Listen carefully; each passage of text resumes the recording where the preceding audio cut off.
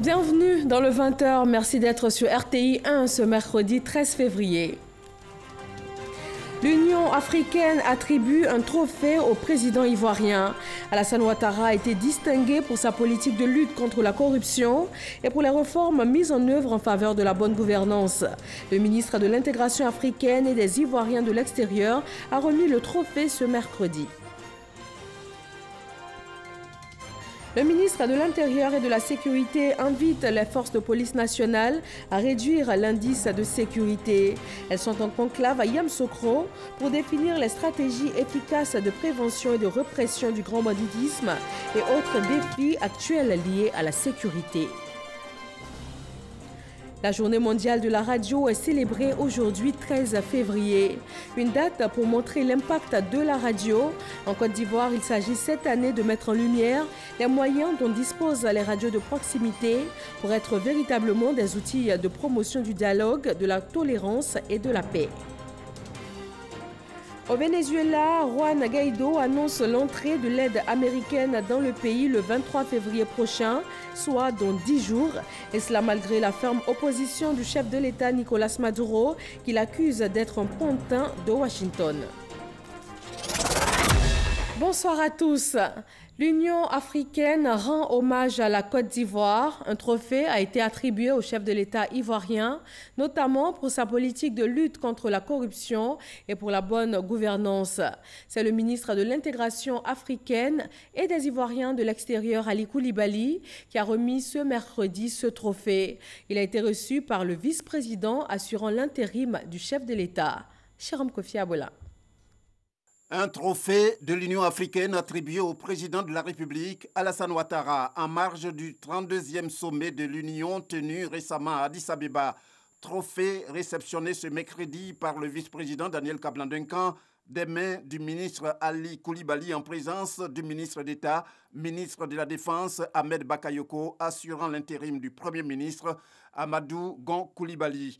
Pour le ministre de l'Intégration africaine et des Ivoiriens de l'extérieur, l'attribution de ce prix constitue un encouragement pour la Côte d'Ivoire dans sa politique de lutte contre la corruption et la malgouvernance. Ce satisfecit qui est décerné à la Côte d'Ivoire est le résultat de l'œuvre colossale que le président Alassane Ouattara est en train d'accomplir à la tête de notre pays. Ce résultat, nous le devons incontestablement à l'expérience, à la compétence, à son sens de l'intérêt général, mais aussi à l'ambition qu'il porte pour la Côte d'Ivoire. Je vois donc dans l'attribution de ce prix un encouragement à éradiquer un mal insidieux tel que la corruption, dont les effets sont dévastateurs pour les pays en développement. Le vice-président Daniel Kablan-Duncan a exprimé sa joie de recevoir ce trophée au nom du président de la République, Alassane Ouattara. La Côte d'Ivoire montre au monde qu'elle est pour la modernité et pour avancer. Et je dois dire que l'élection de la Côte d'Ivoire pour les périodes 2018-2019 aux Nations Unies, après cette crise que chacun sait nous avons traversée, montre qu'on peut sortir d'une situation de crise, comme on a connu sur la période 2010, début 2011, et faire des efforts énormes pour qu'un pays qui a connu la crise puisse être, disons, éligible comme membre permanent du Conseil de sécurité des Nations Unies. Et c'est tout ça, je crois, que nous constatons. Et je voudrais, à travers Monsieur le ministre d'État assurant l'intérim du Premier ministre, adresser au nom du président de la République les félicitations au gouvernement de ce travail important qui est fait et qui permet donc à la Côte d'Ivoire de continuer à briller. Je pense que quand le président de la République parlait donc de réaliser l'émergence en 2020, au départ, il n'y avait pas suffisamment de gens qui y croyaient. Mais plus le temps passe, plus les gens se rendent compte que toutes les bases sont en train de se mettre en place. Et je crois que cette étape va être réussie. Et la dernière étape sera donc l'industrialisation totale donc, de la Côte d'Ivoire. Le trophée décerné à la Côte d'Ivoire est celui de la fiche de performance sur le genre de l'Union africaine. Il met notamment en exergue les progrès accomplis dans la lutte contre la corruption, tout en intégrant les meilleures pratiques en matière de promotion de l'égalité des sexes et de protection des droits des femmes. Voyons maintenant cette déclaration du gouvernement ivoirien suite à un communiqué d'Amnesty International. Dans un communiqué de presse rendu public le lundi 11 février 2019, l'organisation Amnesty International a fait état de certaines préoccupations relativement à la situation des droits de l'homme en Côte d'Ivoire. Le gouvernement, tout en marquant sa grande surprise devant ces allégations, tient à indiquer qu'au terme de l'article 19 de la Constitution ivoirienne, la liberté de la pensée et la liberté d'expression, notamment la liberté de conscience, d'opinion philosophique et de conviction religieuse ou de culte sont garanties à tous. En outre, concernant les conditions carcérales en Côte d'Ivoire, le gouvernement voudrait signaler que, conscient de la situation carcérale actuelle, il a initié plusieurs actions pertinentes et pris des dispositions pour les améliorer. Ce sont entre autres la construction de 9 nouvelles maisons d'arrêt et de correction et la réhabilitation des établissements pénitentiaires pour les conformer aux normes internationales. Enfin, le gouvernement voudrait réaffirmer que la mesure d'amnistie du 6 août 2018 ne consacre en rien l'impunité. En effet, l'ordonnance d'amnistie a exclu les personnes en procès devant une juridiction pénale internationale et les militaires et membres de groupes armés. Les crimes les plus graves ayant été commis par ces personnes, on ne peut avec sérieux prétendre que la Côte d'Ivoire prive les victimes du droit à la vérité et à la justice. On s'intéresse à présent à ce conclave de la police nationale à Yamoussoukro. Les acteurs de la sécurité intérieure se sont retrouvés afin de définir des stratégies efficaces de prévention et de répression du terrorisme et de la cybercriminalité, des défis actuels de la sécurité. Le ministre de l'Intérieur et de la Sécurité a exhorté les policiers à redoubler d'efforts pour faire descendre l'indice de sécurité à 1 d'ici la fin de cette année 2019. Soro Corona.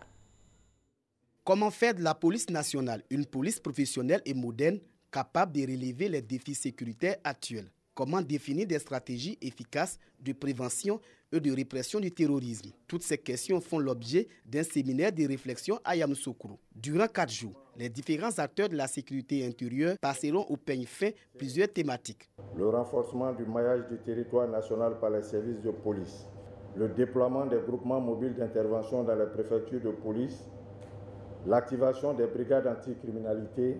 Accompagnant la Côte d'Ivoire à relever les défis sécuritaires, le système des Nations Unies, dont le PNUD, a félicité la police nationale pour les résultats obtenus. Des efforts qui ont fait baisser l'indice de sécurité. Les efforts que vous, vos services et plus largement le gouvernement avez consentis dans le domaine de la sécurité et de la quiétude des citoyens ont été payants. J'en veux pour preuve l'évolution très positive de l'indice de sécurité. Le ministre de l'Intérieur et de la Sécurité a encouragé la police à continuer le travail de modernisation engagé depuis 2012. Pour Diakité Sidiki, 3 défis restent à relever en cette année 2019, à savoir faire descendre l'indice de sécurité à 1, lutter efficacement contre le terrorisme et la cybercriminalité. Le président de la République a exprimé toute sa satisfaction pour les résultats acquis par nos forces de défense et de sécurité, et ces félicitations s'étendent à toutes les forces. Il constitue un encouragement pour vous tous. C'est un appel, c'est une interpellation à faire davantage pour que non seulement notre indice de sécurité, qui est à aujourd'hui 1,3 sur une échelle de 5, puisse baisser davantage. Le défi, c'est de faire en sorte que l'indice de sécurité d'ici fin 2019 soit juste à 1. Ce séminaire a permis de faire le bilan des activités au titre de l'année 2018. Sécurisation des élections, construction et réhabilitation de plusieurs commissariats. Pour 2019, ce sont 20 commissariats de police qui seront construits. Chantier de réhabilitation des tours A et B du Palais des Hôtes et aussi de l'esplanade de la présidence de la République dans les communes du Plateau et de Cocody. Le ministre de la Construction, du Logement et de l'Urbanisme s'y est rendu. Il ressort de cette visite de chantier que certains de ces ouvrages seront livrés dans le courant de cette année 2019. Chèque connaît. Dans moins de 10 mois, l'immeuble de 5 niveaux situé sur l'esplanade du palais présidentiel sortira de terre. Les travaux débutés en avril 2017 avancent bien. L'opérateur en charge reste optimiste quant à la livraison de l'ouvrage en novembre prochain. Il est 10 heures lorsque le ministre de la Construction, du Logement et de l'Urbanisme, Bruno Nabagné-Koné, arrive sur le chantier pour s'enquérir de l'état d'avancement des travaux. Après l'esplanade de la présidence, la délégation ministérielle se rend à la cité administrative sur le site des tours A et B en réhabilitation. Le ministre de la Construction a visité tour à tour le parking souterrain et l'état de marche des ascenseurs. En exploitation depuis 40 ans, la réhabilitation de ces deux tours est un symbole fort pour l'administration ivoirienne. Cap sur la commune de Cocody, sur le chantier du Palais des Hôtes. Ici, le ministre de la Construction, du Logement et de l'Urbanisme se fait expliquer l'avancement des travaux. Depuis ce matin, nous avons fait 3 visites qui, de mon point de vue, donnent une conclusion qui est très positive. Nous constatons que les calendriers sont tenus, les calendriers sont respectés dans chacun des 3 chantiers. Nous constatons également que les travaux ont un niveau élevé de technicité. Nous constatons également que dans ces chantiers, il y a plusieurs milliers, plusieurs centaines d'Ivoiriens qui travaillent.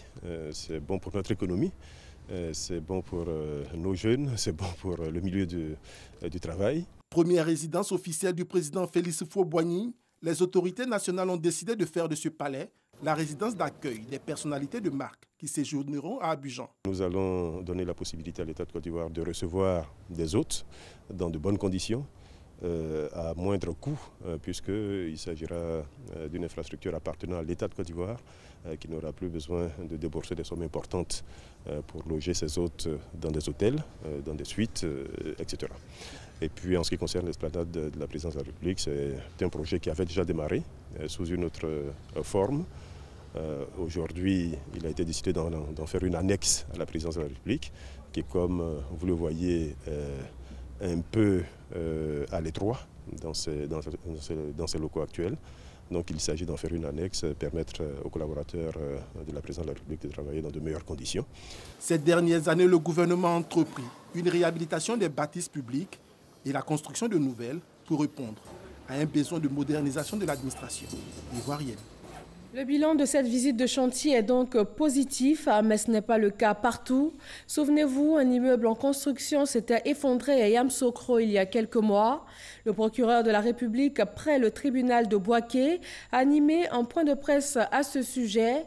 Le propriétaire de l'immeuble a été déféré au parquet, près la section du tribunal de Toumoudi, pour non-respect des règles régissant le permis de construire, homicide et blessures involontaires. Le verdict du procès en appel du député de Fresco est connu depuis ce mercredi après-midi. Alain Lobognon écope d'une condamnation de 6 mois avec sursis. Le procureur général a ordonné sa libération immédiate. La défense entend toutefois saisir la Cour suprême et aller en cassation de cette décision de justice. Le député était poursuivi pour divulgation de fausses nouvelles, incitation et trouble à l'ordre public et incitation à la violence. Le 29 janvier dernier, Alain Lobognon, dans le cadre de cette même affaire, avait été condamné à 12 mois de prison ferme. Le gouvernement ivoirien s'attaque à un problème qui a fait des victimes dans le district d'Abidjan et dans les villes de l'intérieur du pays, les inondations. Un comité interministériel constitué d'une dizaine de ministères a été mis sur pied. Il planche sur des dispositions à prendre avant les prochaines saisons des pluies. Grâce Kando.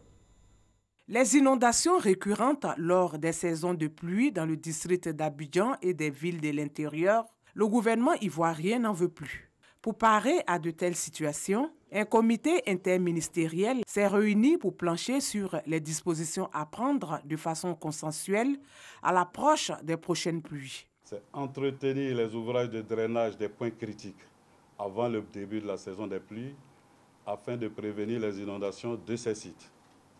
Assurer la veille sur ces points critiques pendant la saison des pluies. Et les acteurs de la mise en œuvre de cette activité sont l'Office national de l'assainissement et du drainage. L'Office a au total 106 sites à traiter, la SODECI 22, les communes 72.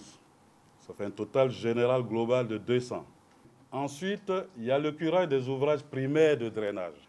Alors, du 2 janvier au 30 avril, l'opération va courir et le taux d'avancement pour l'office aujourd'hui, c'est de 25%.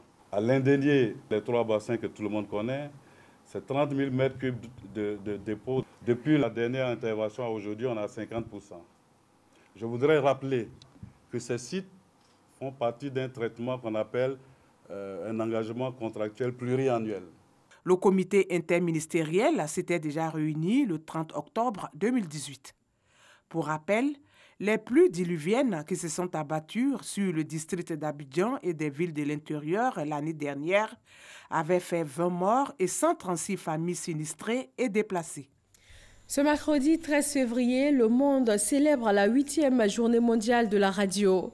En Côte d'Ivoire, les radios de proximité ont-elles les moyens afin de jouer pleinement leur rôle de promotion du dialogue, de la tolérance et de la paix? Dans quelles conditions les agents de ces radios travaillent-ils? Sont-ils bien formés? Serge Coléa. Bienvenue, mesdames, messieurs, vous êtes sur... Proximité, accessibilité, trait d'union entre diverses communautés, la radio demeure 3 siècles après son avènement un élément incontournable dans l'éducation et l'information des masses. Carlos Kouandé, journaliste à Radio Yopougon, prix Ebony du meilleur journaliste radio de Côte d'Ivoire en 2017 et 2018, fait partie de ces professionnels de la communication qui valorisent ce média malgré les conditions de travail difficiles. Les salaires ne sont pas toujours assurés, le matériel de travail n'est pas toujours renouvelé. Même le transport pendant un reportage, c'est vraiment une question de volonté et de responsabilité aussi des journalistes de prendre souvent leur argent même pendant un reportage.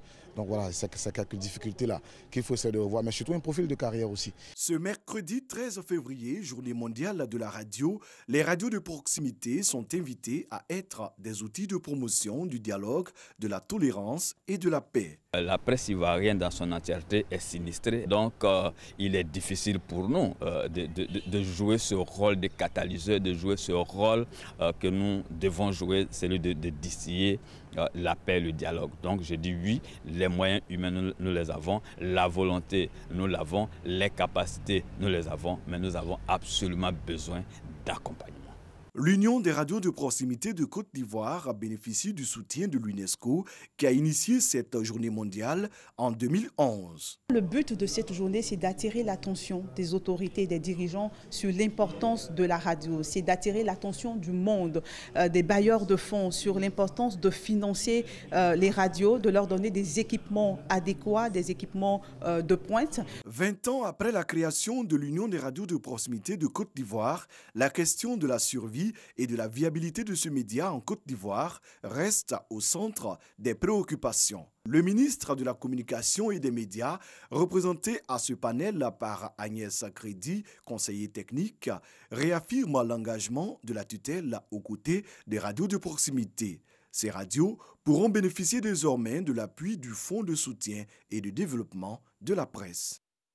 En milieu rural, la radio reste cet instrument de communication et d'information par excellence, présent dans plus de 75% des foyers.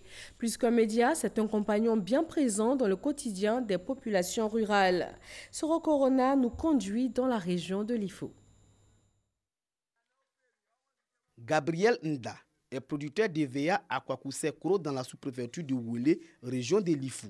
Un poste radio accroché à son cou. Il récolte son caoutchouc. Quand je viens le matin dans mon champ, quand je saigne, je me pose au récepteur et je ne fais qu'écouter le poste radio. C'est une manière de me distraire et de m'encourager pour faire mon travail. Quadio Sévérin est de retour des champs. Entouré de ses amis, il écoute des informations sur Radio Côte d'Ivoire. J'écoute beaucoup Matin Bonheur, voilà, Fréquence 2, la chaîne nationale. Et surtout l'émission de Rachingesan Kwasi à 18h, je prends ça, j'écoute ça à 4h du matin. Si il y a une information, automatiquement on vient voir le chef, on a appris telle nouvelle, donc je te dis pour que tu publies ça à tes notables. Dans ce village de plus de 3000 âmes, la radio n'a pas encore perdu ses fonctions premières, à savoir informer, éduquer et distraire. Chacun trouve pour son compte. J'écoute Fréquence de 21h. En tout cas, j'écoute beaucoup. C'est très important. On donne des conseils à la femme comme on fait dans le foyer. Je n'ai pas trop musique. C'est que si ça fréquente de là qui m'intéresse beaucoup, où on donne des conseils à des femmes là. Avec l'introduction des nouvelles technologies d'information et de la communication, les traditionnels postes transistors cèdent la place au téléphone portable, moins lourd et encombrant. Radio, là, quand tu vas au champ, radio, vraiment, c'est trop gros, mais portable, là, tu peux allumer et puis tu mets ça dans ta poche et puis bon, tu écoutes la radio. Là, c'est simple. Si dans les grandes villes, la radio fait place à d'autres sources d'information, en milieu rural, elle a toujours son importance. La radio est pour moi primordiale. C'est-à-dire que à travers la radio, je reçois beaucoup d'informations. Donc la radio, vraiment, c'est mon ami. Ça m'informe aussi. Parce qu'il y a certaines choses que je ne maîtrise pas, mais à travers les émissions, ça me ressource. Quand je vais au champ et que je suis seul, quand j'ai ma radio, c'est comme je suis avec un groupe d'amis. Découverte et émise pour la première fois dans les années 1890, la radio est l'un des premiers outils de communication et d'information dans le monde. Pour sensibiliser le grand public et les médias sur les valeurs de la radio et encourager les gouvernants à développer l'accès à l'information par le biais de la radio, le 13 février de chaque année est déclaré Journée internationale de la radio. On s'intéresse à la commercialisation des produits d'assurance. Un nouvel arrêté vient réguler le secteur banques, établissements financiers et microfinance. Le gouvernement s'engage pour un meilleur encadrement de l'activité. Francis Boifo. Parce que, peu connu et avec des acteurs exerçant souvent dans l'inégalité, la banque d'assurance représentait seulement 20% du chiffre d'affaires du secteur des assurances en Côte d'Ivoire. La commercialisation des produits d'assurance dans les banques, établissements financiers et microfinances est conditionnée par la délivrance d'une carte d'assurance. Les conditions d'attribution de ces cartes étaient tellement draconiennes qu'il était difficile pour le nombre d'agents que nous avons d'obtenir ces cartes-là. Et donc, on a vu avec le Trésor pour assouplir ces conditions, de manière à ce que nous puissions avoir ces cartes professionnelles pour nos agents et qu'ils puissent vendre les assurances, n'est-ce pas, dans la légalité. C'est désormais chose faite. Un nouvel arrêté a été pris par le ministre de l'Économie et des Finances après plusieurs séances de travail avec les banquiers, les responsables d'établissements financiers et de microfinance, ainsi que les agents de la direction des assurances du Trésor public. Ainsi, dans ce nouvel acte, les questions liées à la publicité, à la souscription de contrats et aux diligences à la charge des banques, des établissements financiers et des systèmes financiers décentralisés sont clairement traités. Il s'agit là, par la réglementation de ces nouveaux canaux, à l'instar de ceux qui existent, d'une action visant à augmenter le taux de pénétration de l'assurance dans notre pays. Ce taux est actuellement de 1,4 contre 4% la moyenne africaine. Le directeur général du Trésor public invite les structures financières à s'approprier la nouvelle carte d'assurance. Les critères d'octroi de la carte qui changent fondamentalement, qu'on a essayé d'alléger par rapport à l'ancienne dette. C'est un élément assez important pour nous et surtout la facilitation des conditions de renouvellement de la carte qui changent. L'obtention de la carte professionnelle demande un certain nombre de conditions à remplir, notamment avoir un agent qui soit formé en assurance, ou qui ait un diplôme d'assurance, et que cet agent soit embauché de façon régulière au sein de l'institution. Et maintenant, le port obligatoire de la carte professionnelle. Donc, ce sont des conditions qui viennent rassurer les clients. Les nouvelles dispositions devraient développer la vente des produits d'assurance dans les banques et impacter le chiffre d'affaires du secteur des assurances. 360 milliards de francs CFA au 31 décembre 2018. La Fédération des organisations républicaines pour la cohésion et l'émergence Force 2015 est en tournée dans le pays. Les mouvements et associations de soutien au RHDP ont été invités à investir le terrain afin de préparer les prochaines échéances électorales. Soro Corona. Siège du Rassemblement des oufoutistes pour la démocratie et la paix RHDP de Bouaké. Les différents mouvements et associations de soutien ont répondu à l'appel de Force 2015, Fédération des organisations républicaines pour la cohésion et l'émergence. Son président a d'entrée félicité au nom de la direction du RHDP tous les mouvements qui ont effectué le déplacement du 26 janvier dernier. Charles Niaouré s'est prononcé sur la situation politique du moment. Pour lui, la démission de Guillaume Soro de la présidente de l'Assemblée nationale répond à une logique, celle qui veut que le président de l'hémicycle soit issu du groupe parlementaire majoritaire. Le président de Force 2015 a exhorté les mouvements de soutien à investir le terrain pour préparer les élections de 2020. Il a donc mis les présidents de ces mouvements en mission, celle de sensibiliser les nouveaux majeurs à se faire inscrire massivement sur la liste électorale de 2020. Pour nous, Force 2015, et surtout les mouvements et associations politiques de Bouaké, et même de la Côte d'Ivoire, l'heure n'est plus au repos. Il s'agit pour nous de lancer la grande mobilisation pour l'élection présidentielle de 2020. Bien sûr, par une victoire écrasante du RHDP en 2020. Les nouveaux majeurs sont très nombreux et je pense que c'est eux qui vont faire la différence qualitative. Et nous savons que nous avons pour nous au RHDP 80 à 85% des nouveaux majeurs. Tout ce qui nous reste, c'est de les encourager à avoir le papier nécessaire pour aller au vote. Après Bouaké, la délégation de la Fédération des organisations républicaines pour la cohésion et l'émergence en 2015 s'est rendue à Katiola. Dans le handball, c'est le message de mobilisation qui a été véhiculé. Cette tournée va s'étendre à toute la Côte d'Ivoire. Dans le domaine de l'éducation, après 3 semaines d'arrêt de travail, les responsables régionaux des COGES appellent les enseignants à la reprise des cours. Un nouvel appel à l'apaisement après ceux des élèves et des parents d'élèves. Boubacar Silla et Kader Sogodogo. Depuis le 21 janvier dernier, les enseignants de Côte d'Ivoire ont entamé un mouvement de grève pour revendiquer de meilleures conditions de travail, notamment la revalorisation de l'indemnité contributive au logement, la suppression des cours du mercredi pour les enseignants du primaire, la revalorisation des salaires restés bloqués depuis 24 années. Face à cette situation, la coordination des comités de gestion des établissements scolaires COGES plaide au cours d'une conférence de presse pour un apaisement et à la reprise des cours après 3 semaines d'arrêt de travail.